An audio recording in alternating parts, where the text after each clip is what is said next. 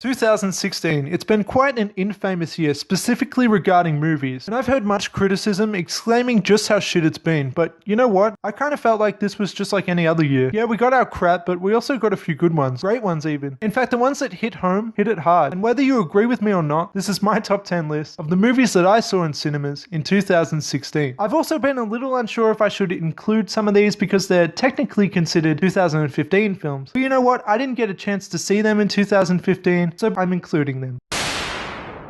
Eye in the Sky is a sorely underrated film with some fantastic low-key performances, a compelling morality-based story, and even some brief moments of humor, which somehow work in such a bleak and dry film. With its controversial plot and complex ethics, this film surprised the hell out of me. It's definitely one worth seeing and discussing.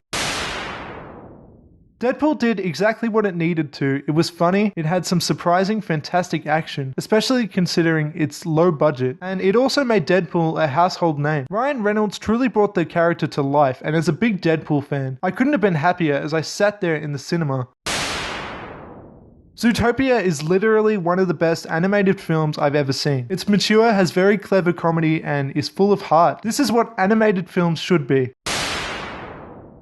I know, what the fuck is this movie? Well, it's a fantastic little Australian film which got absolutely no buzz during its release just a few months ago. And it's honestly somewhat infuriating. When something like Suicide Squad makes $700 million, and this made a phenomenally dismal $13,000, you know there's something wrong. $13,000. It's ridiculous. I gave this film a perfect score.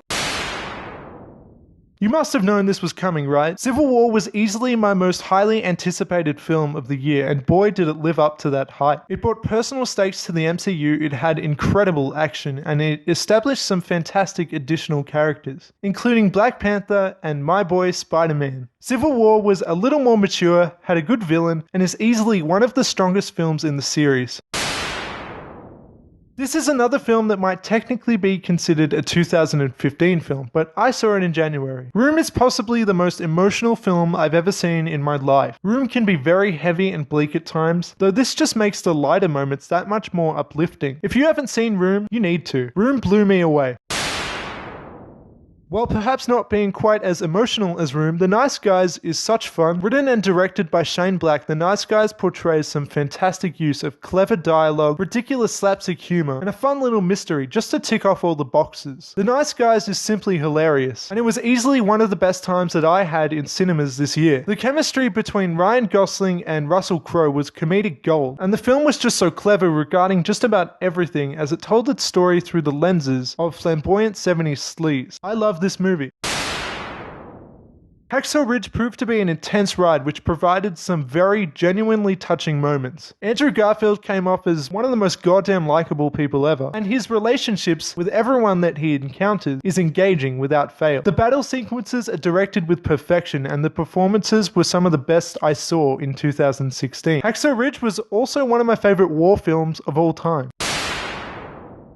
This is another one that I gave a perfect score. La La Land was just delightful. Every single thing about it was just so fun. I usually don't like musicals, but there was always something to love, even in the extravagant singing and dancing sequences. La La Land also had the best romance in a 2016 film by far. I fell in love with the characters' love for each other. The comedic and satirical nature of the film also brought a certain sense of realism to a film that was inherently such a surreal experience. La La Land deserves to be praised, and I think it should be considered an instant classic. So before I get to my number one, I just wanted to pick some honorable mentions. The Hateful Eight is another one that is seriously top notch, and it just missed out on my top 10. Tarantino is a genius. Great film, as good as the first, I just didn't think it deviated enough from the first to be included in my top 10. James Wan is a genius too. War Dogs is extremely enjoyable. I gave this one a high rating too, and I'd love to see more films like this. Intense, mysterious, and original. I also love the fact that the protagonist is a strong female without the film ever seeming to shove that fact in your face. The only thing that brought this movie just out of my top 10 list was the ending. I won't spoil anything, but I will say that I wasn't much of a fan. I felt that it tonally contradicted what the rest of the film was going for. Probably the most intense film of the year. It's great to see good horror movies in cinemas. It doesn't happen nearly often enough, and I was glad to see see this one get some buzz and attention upon its release. With its strong ambiguous approach, Nocturnal Animals was far too much of an interesting movie not to mention. It's a little weird, a little confusing, and very stylish. This is another great one. Arrival brought originality to an overdone genre, and was full of such nuance through the performances, as well as through the themes and the story. It also managed to have some very genuine, heartfelt moments. This one was very, very enjoyable. It's funny and relatable. I was certainly surprised by how good it was, though it didn't quite make it into my very favourites. Sorry if you think that these technical 2015 entries shouldn't count, because The Revenant takes number 1. In some ways, this film is beyond anything I've ever seen. The Revenant is a beautiful piece of art, which I'd personally consider to be an example of a perfect film. The direction is something to deeply admire, the performances are absolutely flawless, and the story, while slow, is more complex than it seems to be on the surface, and is highly engaging. The themes of revenge and survival, accompanied by the beauty of nature and the heavy visuals of a harsh winter, make for a film that I fell entirely in love with. The Revenant impressed me so much, and it instantly became one of my favorite films of all time. So now I'm going to talk about my 3 worst films of the year, because I don't know, I may as well, right? This one wasn't for me, it was just really boring, it didn't grab me in the slightest, there were lots of pig creatures dancing for some reason, not a whole lot else. This one's just gross, it tried too hard to be funny, and with few exceptions, all the jokes fell flat. This one's just disgusting, I refuse, I can't even. So let me know what you thought about these movies and my list, and maybe write your top 10. And if you haven't seen any of these films, I urge you to.